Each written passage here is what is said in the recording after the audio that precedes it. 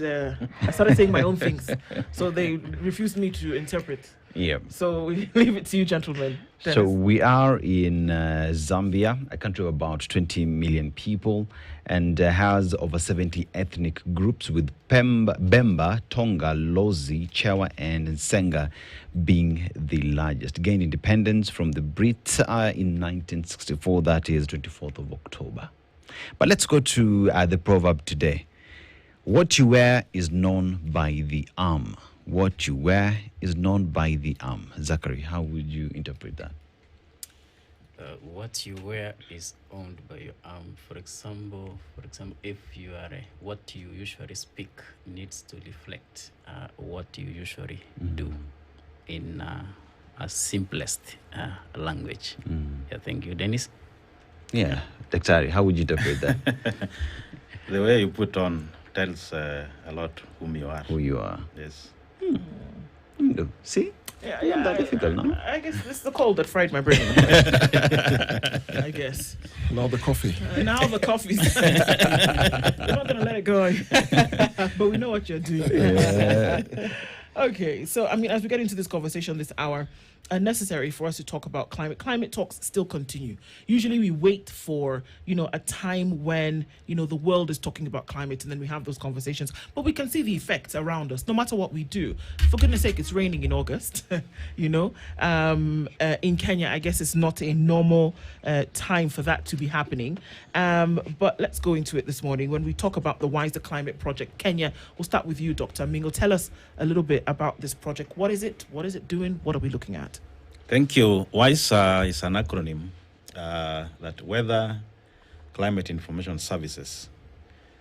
This is an innovative way of rallying the call or doing what the UN Secretary General said, that by 2027, everybody, no matter where you are coming from, where you're staying, should be able to receive early warning information that is climate related. We know that we have climate-related hazards, floods, drought, heat wave, name it. So the idea here is that WISA is to package climate information services in a simple, in a better way, in a produced way that anybody else can be able to consume. So that is the essence about a WISA project. And just to dig deep a little bit about it, is as a result of funding by the UK government through the FCDO, the Foreign Commonwealth Development Office, to support Kenya, because we know very well that Kenya is highly affected. When it is very dry, we suffer because of drought. When it is rainy, we also suffer floods. So WISA is an innovative way that we can reach communities, stakeholders with the weather and climate information. And we are focusing particularly in two counties in Kenya, Garissa and Tana River. Okay. Simply because the two counties are at the extreme end. When it is dry, they are extremely dry. When it is rainy, they are really affected by flood. And how exactly are you reaching communities? When we say reaching communities, what exactly is being done? There are so many ways through which you can reach the community. First of all, there is the production of the information done by technocrats. We have the Kenya Met Department, a national entity that is in charge of early warning. Then after they have come up with the weather information that they have taken time to prepare and get ready for communities, now we have through channels like radio. Today we have several FM stations, community-based, that people listen to. We have television network. Those who can read, we have a newspaper. Those who are indoor to have smartphone can also follow through their social media. So we have several channels through which we disseminate this information to community. But the most important thing is reaching them physically through some of the people that are able to reach the community. So there's a structure through which some of the communities can be reached. What are we telling them, Zachary? What are we telling these communities? You mentioned these two, Garissa and Tana River, and you said, Doc has said when extreme weather hits, they are affected extremely, whether it's dry, whether it's wet. But what are we telling them beyond it's raining or it's dry? What are we saying that is actually going to have impact? Yeah, thanks Indo for that question. Remember, traditionally we have been responding to disasters, for example, drought and the floods.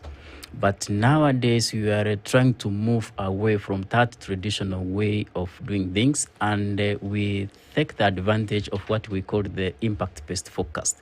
So the communities needs to know, for example, if it's raining heavily from the upper catchment of, for example, in the Mount Kenya regions, then we are anticipating that because of this heavy rainfall is likely to cause some flash floods and also might break the river banks. Then the communities needs to know when is this likely to happen.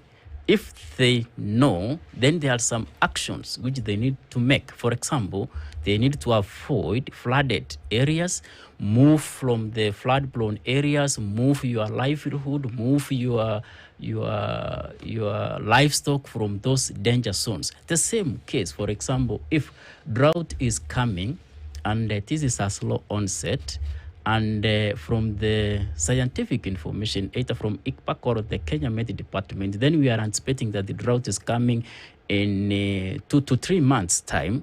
So if you are a pastoralist having like 1,000 sheep and goats, can you make some decision, early actions? For example, you can either reduce the number of the livestock because we are likely to have like diminished pasture, the lack of enough water for the livestock.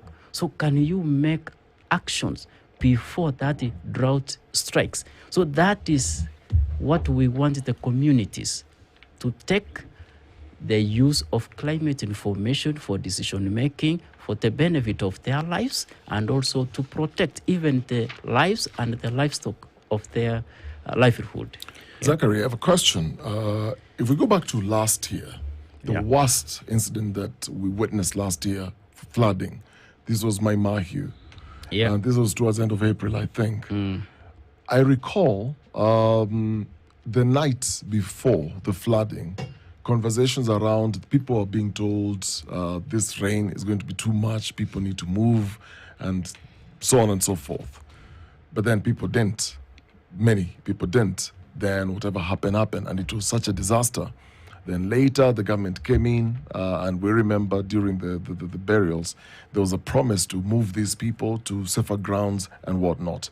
But to just back up a bit, when you give warning signs and tell people, for example, this is going to happen, this is what you need to know, you need to move.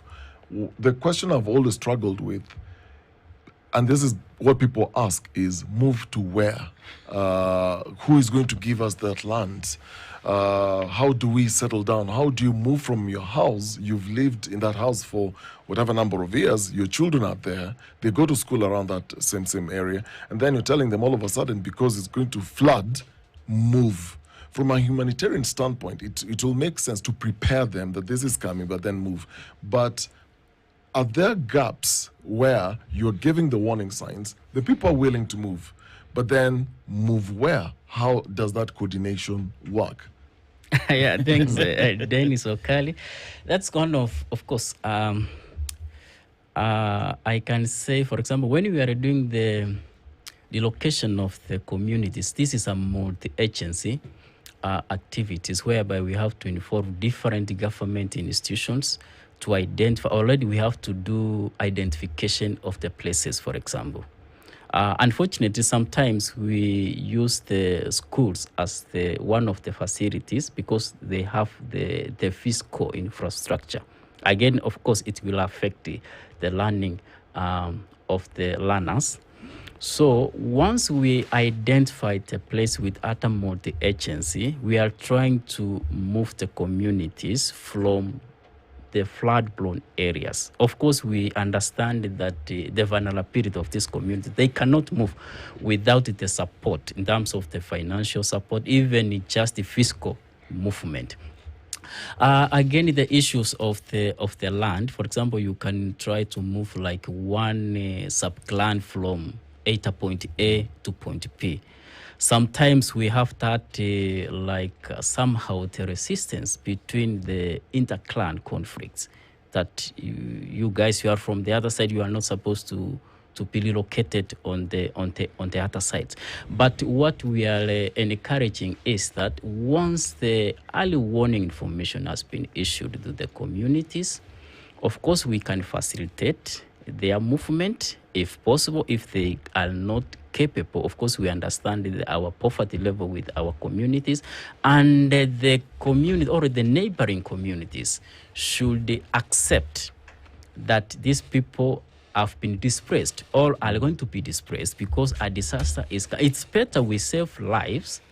Then we can, if there is the issue of the land issues, then we can solve later. As compared, you just wait until a disaster strikes. Then you are moving people from place A to place B. For example, in Tana River, downstream these are the flood-blown areas. Then we usually encourage people move from the Dana Delta, go to the higher grounds, and already we usually do the risk mapping. We identify some places whereby these communities need to be temporarily relocated. Once the disasters ended, then the community needs to go back and continue with their daily economic activities. Dr. So when we talk about the early warning systems and anticipatory actions that do take place, there is the aspect of co-production. And co-production, because for a very long time you find climate information has always been shared by the scientists. So we've scientists gather the information and disseminate it. But here we talk about involving all the stakeholders, including the local communities, to be able to consume this. Because I remember when I visited Tana River in Garissa, there is an aspect of even the symbols that are being used for the local communities to understand this information. So how critical is that, and how has that changed the game for the locals to understand the intensity of the disasters that will be coming and for them to act early? That's quite a pertinent question.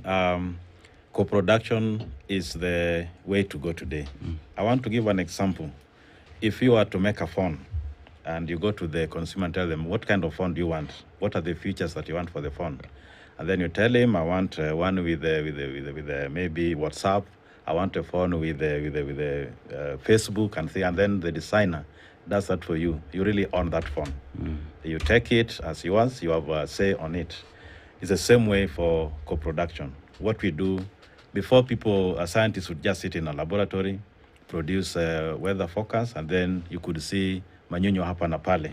We no longer talk of manyunyo hapa na pale. What we do today, we get to the community, we get to stakeholders. If you're an agriculture officer or you're an agriculture extension officer, we sit together and ask you, how would you want me to present this information to you? What is the best way you want it? And what is it that you need? A farmer will tell you, I need to know when the rainfall will start. I need to know when to plant. So give me when the rainfall will start. So that is exactly what scientists will try to struggle to come up with. Once you've given them what they want, there is that owning. They own it. So by owning it, they are able to follow, they are able to use it, and it's working for them. So the co-production is the current initiative that we are trying to advocate, rather than manufacturing a document and then you put it into the market for people to consume. Yes. Zachary, you find now after the co-production and all this information has gotten to the local communities, there is not the aspect of, because if you speak to the farmers in these communities, one would say, I've actually changed from growing maize, now I am having green grams because it is long-lasting and withstands drought. I'm able to know where to move my animals. I'm growing fodder for my animals for when drought is coming. So when you look at anticipatory action and how that has changed the game in terms of the losses, the deaths and destruction that has been before, what are we looking at right now with all this information getting to the communities? So the central part of the conversation is that, remember, the communities who is at the vulnerable is the center. So are we producing what these people needs? For example, through the anticipatory action, we have a window of opportunity. For example, if you are a farmer practicing small-scale farming along the River Tana Basin, and it is predicted that coming season we are likely to have heavy rainfall, And from the statistics, we have been witnessing that heavy rainfall is the one most of the time usually cause some havoc. If you are a farmer, you need to prepare in mind that this heavy rainfall, if I plant some crops or seeds, are likely to be affected in terms of like the flooding. And if it is again predicted, for example, the drought is coming, and you go ahead, you are a small scale farmer and plant, and there is no enough rainfall. Of course, at the end of the day, you will count the losses because your crops will not mature into a stage you can be able to harvest. So the communities need to make a wise decision based on the early warning information. If we are saying that some parts of Tana River, especially the lower, will experience some good rainfall, so we anticipate that the pasture, the fodder will be available for the livestock. So already we know that we are likely to have some movement. You remember Tana River and Garissa, mostly the large population is pastoralists. These are the community who usually move from one part to another. So we are likely to see the movement from the northern into the southern because of that availability of the pasture. And if you are a pastoralist, you can even make early action even to store some fodder for during the use of the dry period. Once the rains have been received and there is enough fodder for your livestock, then you can harvest the extra, just to keep it, and you can use during the dry period. How are we using information towards decision making, Dr. Amingo? When we talk about the fact that, I mean, for example, just a few days ago, Dennis and I were talking yesterday, and we said, look, it's raining. And he said, you know, yeah, well, the weatherman said that it was going to rain. He said there was going to be some extended rainfall. And I was like, none the wiser. I was like, okay, well, it's true. So the information that we have is scientific, it's formulaic to a T. You can predict and you will know. But how are we using the information to then affect decisions? One would imagine that because the information is shared, it is so, or it's even created, it is so that we can use it. Can we say that used information will then be able to eliminate or at least decrease the severity of disaster if it's used properly? Yes, that is absolutely correct. The purpose of giving early information is for it to be used to minimize some of the impacts that would have been caused if at all you did not use the information. But do we see that happening? Let's talk about the country today. Let's take from the country and let's extrapolate to the region, to the world. Because if we did, then perhaps we would be able to minimize the destruction. The example that we give about the floods that happened last year, it was terrible. There are people today who have not recovered. There are schools that were inundated by these floods that have never reestablished in this country, right? And that information had been given before. So, WISE project, other projects that are into the climate space, do we see that the information is actually we know the information is there somewhere, but is it actually being applied to situations? And if so, where? That's really interesting. You know, that's why I started by saying that we are rallying the call by the UN Secretary General. It has been noted that there is early warning information, but doesn't trickle down to the intended end users. So that's why there is a deliberate effort from global level all the way up to the village level that there has to be a way that climate information must reach the end users. So we have several approaches that are in place. We have what we call Global Framework for Climate Services, which we now have regional climate framework for climate services, national, and now we are taking it to county. The framework is supposed to give a proper way in which this climate information from the manufacturer through the intermediaries, from the brokers to the end users must work and must get to the intended user. Let's take a break and then come back and look at what this framework is and actually what it does mean. Because maybe isn't that it's true that we get wrapped up in a lot of the E's and the ESE in this, that the words, the buzzwords, the phrases. But in terms of actually bringing it down to the people, what exactly are we looking at? So let's break open that framework when we come back from this break. Dr. Philip Amingo and Zachary Musiani, our guests this hour, we're looking into the Wiser Climate Project, but then beyond that, climate conversations and around safety for certain things, even as we go through. We'll be back after this break. It is 27 minutes to 9 o'clock. This is the Situation Room. Don't go away.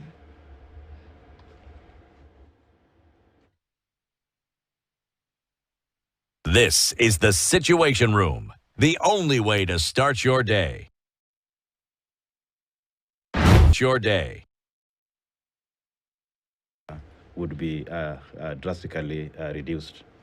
Dr. Philip, a lot of times these conversations, climate change conversations, can sound a bit elitist or too scientific for the what you'd call, quote unquote, common mwananchi. I want you to maybe give us an idea, take us through the communication. So you have a system, you're monitoring, and like you said, it has to be structured.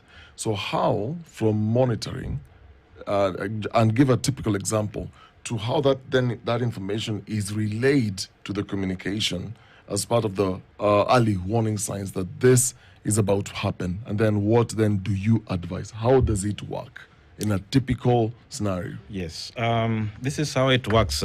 Basically, we have monitoring system. If you visit any of the Met services, come to our center, the IGAD Climate Prediction Center. We have a situation room like we have here now. We are monitoring system in real time.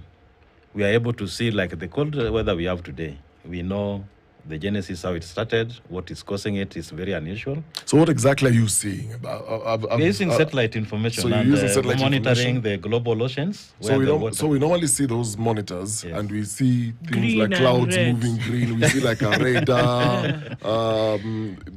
It's for you. It's Yes, like for me, it's I like child's understand. play. But Yes. for a lot of us, is you see all these different monitors showing different things. There's green moving. There's blue at some point. Yes. How do you monitor that? You Yes. get the satellite images. So how do you? It's wind speed, wind direction. It's quite a lot, and the experts are in charge of monitoring. And after monitoring, and monitoring is not done a day or two. This is what we have monitored for more than even 60 years. We have data. So we know behaviors. If it behaves in a certain way, we are able to tell this is going to happen.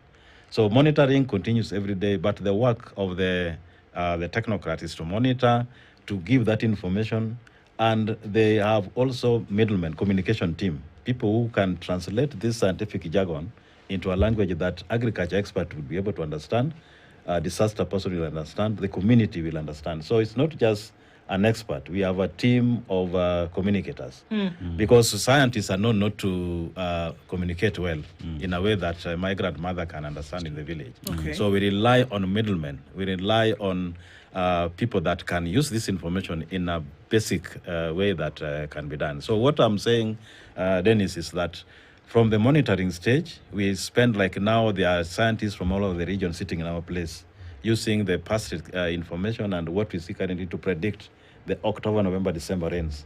So after looking through, seeing what's happening, they sit with the sectors. We have agriculture, we have livestock, we have fishermen, all those kind of team. They sit with them and say, this is what we are foreseeing. How is it going to affect you?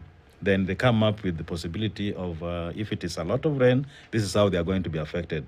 Then this one is further refined by some communicators that now we deliver that, we give that information to take to the community level. So everybody that consumes this information is taken care of. What I've seen, I've been a part of a WhatsApp group where I was consuming that information. Sure. The challenge that I had was, apart from screenshots of, those monitors of how you see things moving in a circle and what I can't interpret that. But then there is, okay, so Nairobi is going to experience, this particular area is going to experience rainfall. This happened a lot last year, I think. Is it 2 millimeter rainfall? So you'll get that information, but I can't interpret what does 2 millimeter rainfall in a certain area in Nairobi then mean. So you've talked about farmers, you've talked about fishermen. Beyond those two groups or 3 or 4 other groups that are of interest, Now, to the other local people, like the case of Maimahiu, over 50 people Were lost. died. And these were people charcoal sellers doing their random business. How does that information then get to that person to interpret that when we're talking about 2 millimeter or 5 millimeter or 10 millimeter, this is essentially what it actually means? How do you break it down? Well, that's something that is ongoing. I said in my earlier response that there is need for capacity building. We need to educate people. We need to make them aware of some of the impacts of those kinds. Because sometimes you can tell somebody that floods are coming. Then they say, oh, I was born here. My grandfathers were buried here. And we've I will never not been move. washed away by water. So we have to Yeah. sit and understand, tell them what exactly the impact is. So capacity building is key in all this. If you don't capacitate people, you don't tell them some of these things. And that's why I talked about co-production. You know, when you produce together, you even tell him, of course, your grandfather was buried there, but you know, it will sweep your house. So please just move. Then when it goes down, you come back. That understanding, building that understanding, if it is done well and the end user get convinced, you know, it is just a change of mindset. Once somebody is able to understand, get convinced, then this thing will be a thing of the past. So, Zachary, you find now once this information has been had by the scientists, there's co-production that has happened, there is capacity building that has happened. But then again, there's always been these group of individuals in the communities that are vulnerable. You know, we talk about women, children, the disabled, where at any given, because if you go to Garissa and Tana River, they will tell you, afadhali ni hamishe ng'ombe yangu, mtoto na bibi tutakuja baadaye. I'll come for my wife and children later, because the livestock is important to them. But it's a question where even the most vulnerable, who are usually left behind, become part and parcel of this information production and consumption of this. Just how critical is it for everyone to be included in this and that no one is left behind? Yeah, sure. Thanks, Dennis. And it's unfortunate, of course. We remember what happened in Mayumayu. Of course, we lost the lives of the Kenyans. And before I answer your question, I remember there were early warning information from Met talking about it, that heavy rainfall will continue. And when we reach a situation whereby we start experiencing like landslide, mudslide, that is when we have a threshold. For example, if it has been raining for like 5 consecutive days with a huge amount of the rainfall, like more than 22 millimeters within 24. So we reach a situation whereby if that threshold has been reached, then some things will start automatically happening, like landslide, mudslide, you see. And through the WISA, we are co-developing the threshold. A threshold is just a certain indicator. If that indicator has been reached, then we anticipate something is going to happen. Assuming, for example, the water levels in Masinga Dam, if the prediction is saying that we are expected to continue heavy rainfall for this month, and the water levels is rising, if it reaches a certain level, that is the maximum, a threshold, we anticipate it will start overspilling. Once there is a lot of water downstream, again, we monitor through the WISA with other partners like Water Resource Authority, the water levels in some rivers. If it reaches a certain level, automatically we know that something is going to happen. And unfortunately, the vulnerable communities are going to be affected, even though they are not the one who is contributing most of what is happening. But we don't want to leave anybody behind. So when we take early actions, we have to consider the most vulnerable communities, people living with the disability, the expectant women, the children under 5 years, the elderly, the sick people. For example, those people, based on their physical challenges, they cannot make a quick decision. For example, if floods is coming, they cannot just run away as compared to somebody who is having a good health. So those are some of the people, we just give the first priority. We have to save lives. Of course, we know those communities, they have a lot of touch with their livestock. They love their livestock so much. It's better they stay with their camels, goats. You see, because of the tradition, or they have been in that way for long years, and they have a long in touch between the life. It's like the same, for example, if you buy a Mercedes Benz, especially, you love your car so much, as compared if, unfortunately, your kid scratch that car, you can just slap. Then later you say, oh, sorry, because you love, in quotes, you love your car somehow more than even you are. So, of course, we are trying to educate the community that life is most important. Of course, the livestock, you can lose the livestock, but if you are going to be given another resources, you can just bounce back where were you. But as compared to the loss of the lives of the people, yeah. Yeah. Just to add to what my colleague has said, this project is like a case study, that we want to work out well in Tana Basin so that it's upscaled to the whole country and the region. You mentioned about people who are not able to, the PWDs, the people with living disability. These are the most neglected group, elder women, the sick, and all that. So the idea of this project is to bring them at the forefront. We are supporting them so that we make sure that even the county governments are pertinent to the issue that they are the most vulnerable. When floods come, somebody on a wheelchair may not run easily. So this project is laying a lot of emphasis on the gender, the inequality, and social inclusion, so that we bring on board and we support the most vulnerable people. So we have brought this to networks of the PWDs, and we are now working closely with them to make sure that they're the first responder. They get the information when it is provided, and if there is a way to support them, they can be supported to get out of the way of the disaster. So we know there's certain areas that are prone to certain things, and this is not just in Kenya, it's around the world. When we look at the climate, if you want to look at fires that take place in the Western Hemisphere every summer, when the temperatures get really hot, it's dry tinder essentially. We know that floods take place in western parts of the nation and also in eastern parts of the nation, Kenya, for example.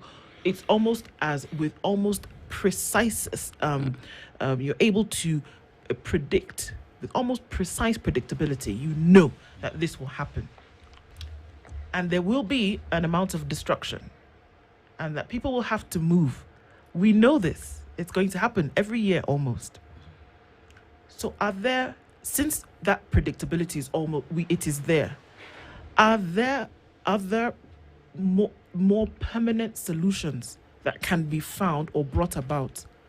For example, if people were to move, and I know you talked about the fact that people love their animals and that they're nomadic in nature, but are there certain places where you say, well, for whatever reason, don't live here, and let us use these areas as water receptors, for example, whether you're going to look at damming the water, whether you're going to look at permanent sites for water storage? Do conversations like that happen? So where we say, we know that the water, there will be a deluge here, make them storage points. Don't let people live here.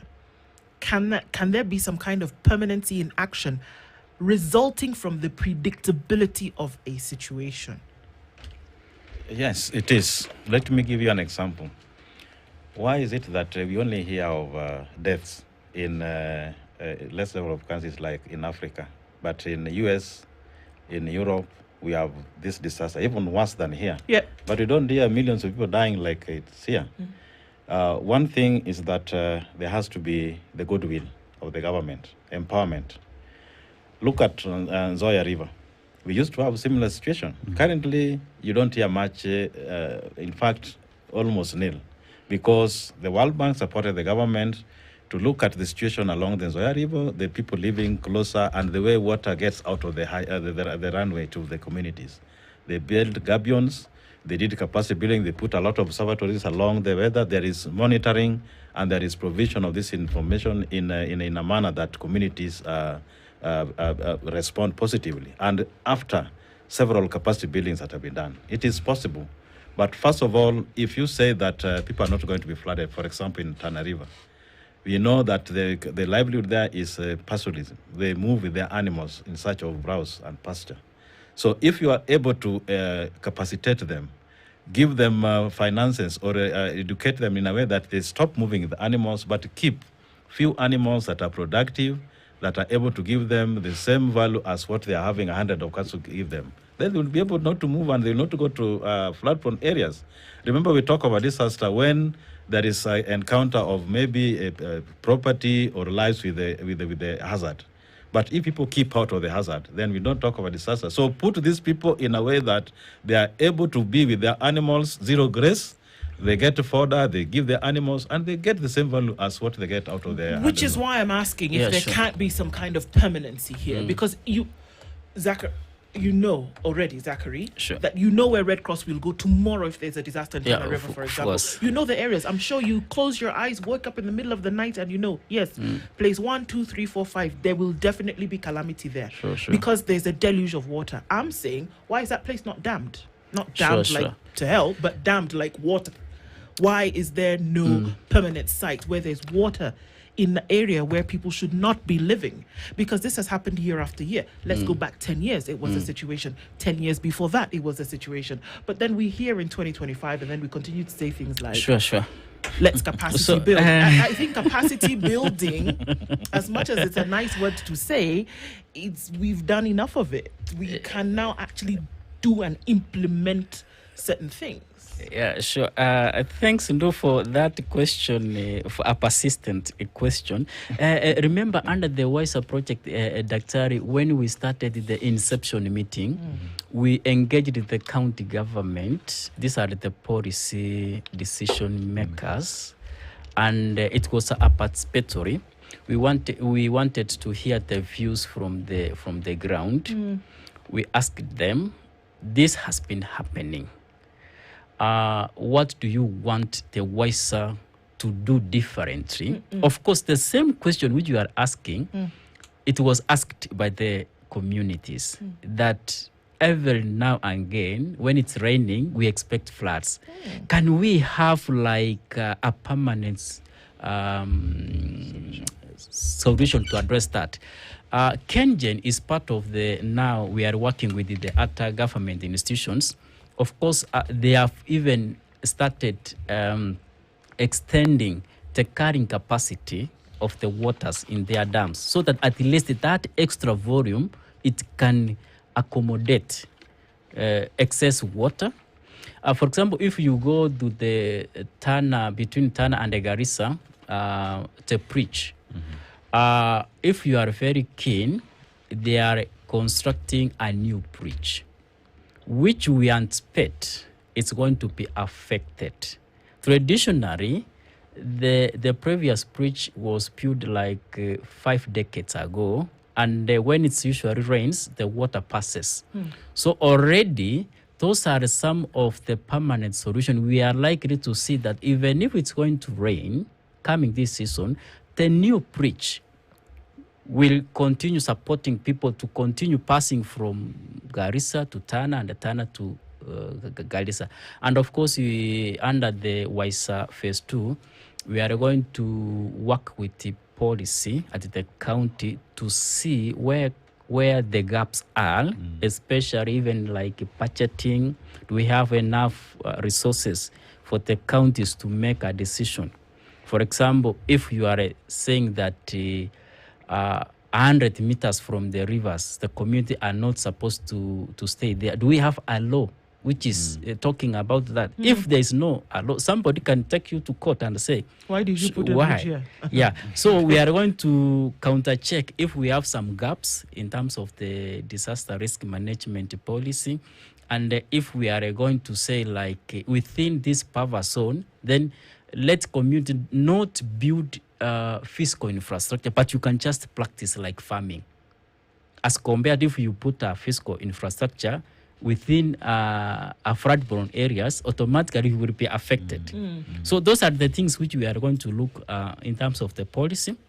we support the county government to review the policy for the benefit of the community, to have like a permanent issues. You know, I remember there was a story in 1984 where former late President Daniel Moi he held a meeting with his cabinet under a tree. I think it was somewhere in Machakos. He had a cabinet meeting under a tree. And he told them, look, guys, this flooding problem, soil erosion problem that you're having, we have to fix this. And for the next 3 hours, he made everybody build gabions. Okay? And I remember growing up, and you're in primary school when Moi was the president. There were a lot of conversation from the top about building gabions. You go to Google, you actually see pictures of the president holding huge blocks of stones, building gabions in different parts of this country. And we had even songs in primary school about the environment. We were not talking about climate change then. That was not the code word. But there was an emphasis, a very strong emphasis on the environment. And we all grew up knowing you don't just cut trees. We were planting trees by then. There is an age which vividly remembers that time. Then slowly things started changing. We were not paying too much attention to the environment. And around this conversation, because Zachary talking about policy, we have a day in this country where we're told, guys, plant a tree somewhere. October 10th. Yeah? October 10th. October 10th. Yes. We are told, guys, go plant trees. And it's picking up. We're going back to that sense of look around you. It's important to plant trees. Do you feel, Dr. Philip, when we talk about bottlenecks, because Zachary talked earlier about you go to certain areas, you're telling people then to move. You've got all the signs that this is going to happen. A disaster is about to happen here. But then there's clanism. This clan will say, we can't move close to those people because hatusikizani na wale watu. And what are other bottlenecks do you see, even as you're using these as case studies in Tana and Garissa? Before I come to the bottlenecks, Mr. Kari, the issue of climate, environment, and whatever is an all-inclusive stakeholder kind of approach that needs to be done. It's not a one-man, it's not a government, it's a community, it's not a met, but it should involve all cadre of people because it affects you, it affects me in one way or the other. But the most important thing we have learned is that there has to be a goodwill from the top. And you've just mentioned what the late president was doing. When he went out and showed people how to build the gabions, it becomes part and parcel. The MPs, the political leaders do the same. So most of these things need a political goodwill. Once that goodwill is there, then any other issue can be sorted out. Because if you do it at the ground level with just mere communities, the issues are like policies will come in. They will be a bottleneck. So as my colleague is saying, there has to be a policy that all these activities that we do are anchored on. And that is where even the framework that we are talking about is like a policy. Once it is in place, somebody will not take you to court because my animals were killed because of floods or drought and all that kind of thing. So policies are very important because once they're in place, then you just refer to them and then you make a decision. And even the policy makers, the politicians will use the policy to guide the communities. So one of the things that we have noted is that the policy is not really strong enough to govern all this. That's why as Wiser Kenya, we are talking with the county government of both Tana River and Garissa to review the policies. We have the county integrated development plans that they already have in place. All of them have got climate change policies. The phase 2 that my colleague talked about, we are going to sit with them, review, and make sure that these good policies that they have are reviewed and they have to integrate climate information into these policies. Once it is integrated, then we believe that issues of climate will be amplified and everybody will be supported. It's a wait and see, but it's also a connect at all times to make sure that actually these things do happen. Dr. Philip Amingo is the project manager, Wiser Kenya Project, the IGAD Climate Prediction and Application Center, ICPAC. Zachary Misiani is the Wiser Kenya Project Coordinator, the International Center for Humanitarian Affairs at the Kenya Red Cross Society. Thank you both for being here this morning, and the conversations must continue at 9:01. Good morning. This is the Situation Room, the only way to start your day. As an individual